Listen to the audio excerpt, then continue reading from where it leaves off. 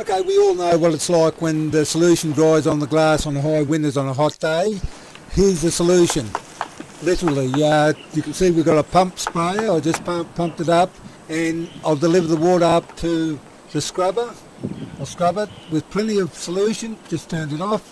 This way squeegeeing is much easier because the glass is much wetter because you've delivered the water there. This one I normally use for storefronts. It's a 20-inch scrubber squeegee.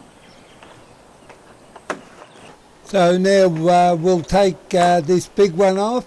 It just disconnects like this. Bit tight. And I'll take the 20-inch scrubber off. So we've got 12-inch scrubber squeegee. And just connect it up. And we just plug it in. It's ready to go, and I'll demonstrate this now.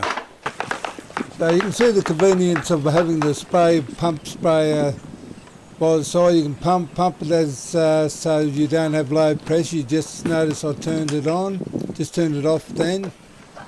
And you always get plenty of water or cleaning solution on your glass. No chance of drying, especially on very hot days. You can see I just turned it on, gave it a scrub, plenty of water on the glass, turned it off. Squeegee